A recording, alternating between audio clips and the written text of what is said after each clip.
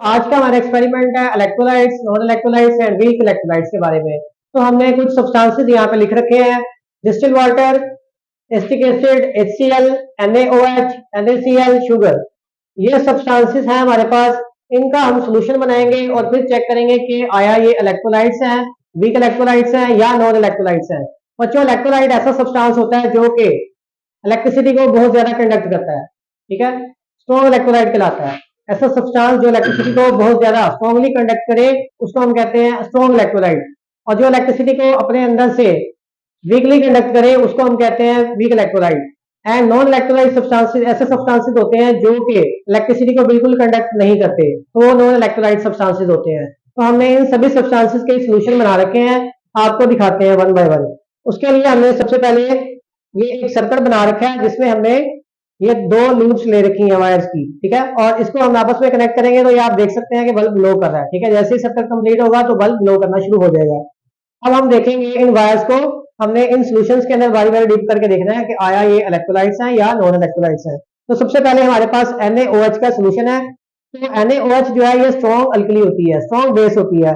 तो जैसे ही हम इसको वाटर में डालते हैं तो ये बहुत ज्यादा आयंस प्रोड्यूस करती है, तो ये स्ट्रॉन्ग इलेक्ट्रोलाइट होगी। तो आप इसके अंदर वायर डिप करके देखेंगे तो बल्ब बहुत ज्यादा ग्लो करेगा। जो बल्ब है वो भी बहुत ज्यादा ग्लो कर रहा है। ठीक है बच्चों, उसके बाद नेक्स्ट जो हमारे पास सोल्यूशन है वो बच्चों HCl का है। HCl is also a very strong electrolyte. जैसे ही आप इसमें वायर डिप करेंगे तो बल्ब बहुत ज्यादा ग्लो करेगा। ठीक है, जैसे ही आप HCl के सोल्यूशन में वायर्स को डिप करोगे तो बल्ब जो है वो उसकी रोशनी आप देख सकते हैं कि काफी तेज है। उसके बाद बच्चों नेक्स्ट हमारे पास जो सब्सटेंस है वो NaCl है। NaCl भी जो है बच्चों वो भी बहुत स्ट्रॉन्ग इलेक्ट्रोलाइट है। तो इसमें भी आप वायर्स को डिप करके देखें तो बल्ब की जो रोशनी है वो काफी शार्प है, तेज है। इसी तरह से बच्चों नेक्स्ट हमारे पास जो सब्सटेंस है वो विनीगर है। अब विनीगर जो है होता है वो वीक इलेक्ट्रोलाइट होता है। ठीक है, तो ये आप बल्ब की रोशनी देख सकते हैं, यहाँ पे बल्ब की रोशनी बहुत वीक है, कमजोर है। ठीक है, बल्ब बहुत हल्के से ग्लो कर रहा है, तो ये वीक इलेक्ट्रोलाइट की निशानी होती है बच्चों। इसी तरह से नेक्स्ट हमारे पास जो सब्सटेंस है वो शुगर है।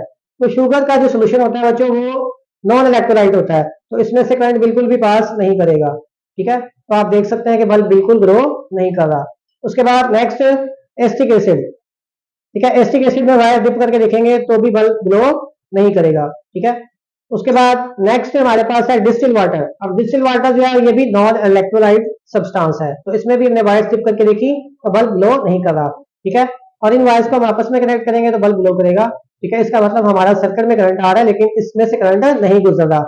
ये जो मीडियम है डिस्टिल वाटर, इसमें से करंट पास नहीं हो रहा, जिसकी वजह से जो सर्किट है वो कंप्लीट नहीं हो रहा और इसकी वजह से जो करंट है वो फ्लो नहीं कर रहा बल्ब में से। जी तो बच्चों ये था हमारा आज का एक्सपेरिमेंट। इसमें हमने देखा कि कुछ सब्सटेंसेस जो इलेक्ट्रिसिटी को बहुत ज्यादा कंडक्ट करते हैं उनको हम कहते हैं इलेक्ट्रोलाइट्स। ठीक है, जो इलेक्ट्रिसिटी को बहुत ज्यादा स्ट्रॉन्गली कंडक्ट करेंगे उनको हम बोलेंगे स्ट्रॉन्ग इलेक्ट्रोलाइट्स। ऐसे सब्सटेंसेस जो अपने सोल्यूशन में से इलेक्ट्रिसिटी को बहुत कम गुजरने देंगे उनको हम बोलेंगे वीक इलेक्ट्रोलाइट्स। और ऐसे सब्सटेंसेस जिनके सोल्यूशन में से बिल्कुल इलेक्ट्रिसिटी पास नहीं करेगी उनको हम क्या बोलेंगे, नॉन इलेक्ट्रोलाइट्स। ठीक है, तो हमने डिफरेंट सॉल्यूशंस में से इलेक्ट्रिसिटी पास करके देखी। तो सबसे ज्यादा जो इलेक्ट्रिसिटी ग्लो की वो NaOH में से, HCl में से और NaCl में से ग्लो की। ठीक है, तो NaCl में से पास की। ठीक है, तो ये जो थे वो स्ट्रॉन्ग इलेक्ट्रोलाइट्स थे और बाकी डिस्टिल वाटर जो है था वो नॉन इलेक्ट्रोलाइट था। और इसी तरह से एसिटिक एसिड जो था वो भी वीक इलेक्ट्रोलाइट था। तो इस एक्सपेरिमेंट से हमने ये सीखा कि कुछ सब्सटेंसेस अपने सोल्यूशन फॉर्म में जब उनका सोल्यूशन बनाया जाता है तो वो बहुत स्ट्रांगली इलेक्ट्रिसिटी को अपने अंदर पास होने देते हैं। ठीक है, क्योंकि वो बहुत ज्यादा आयंस प्रोड्यूस करते हैं सोल्यूशन फॉर्म में, तो इस वजह से वो स्ट्रॉन्ग इलेक्ट्रोलाइट्स होते हैं।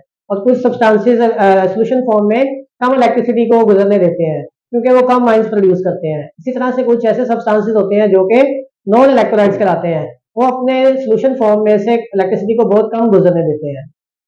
Thank you very much.